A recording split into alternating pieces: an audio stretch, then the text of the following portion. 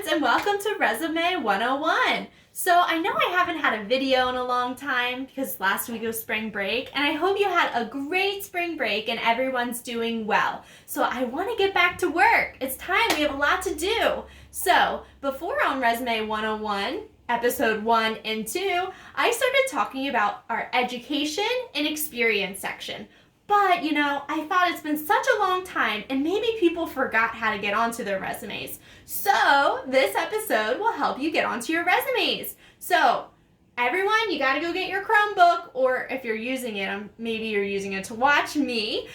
So let's get started. So, everyone open up their internet to Google. See, I have my beautiful social skills YouTube channel up. So, you might be using your Chromebook. If so, you're going to add a new tab. So let's try this all together. So hit new tab. For our friends who aren't on their Chromebooks, you need to go get them.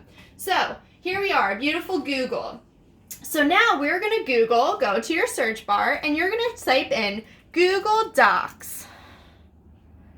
All right, and then we're going to hit Google Docs. I hope this is the right one. Perfect. So once you get onto Google Docs, you will be able to see all of your documents you have worked with over the course of the school year. So you're going to scroll down and you're going to try to find where your resume is. Sorry guys, this is my Google Docs. Aha, there is my resume. So I am going to click on that. And it's loading. And ta-da!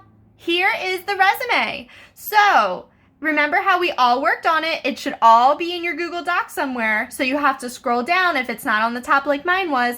And look, so Miss Jerry has her name right here and my address. I really don't live on Sesame Street, but, I didn't want to give you my address. So there is the address. I have my name and my contact information, right? Because remember, we did that in class together.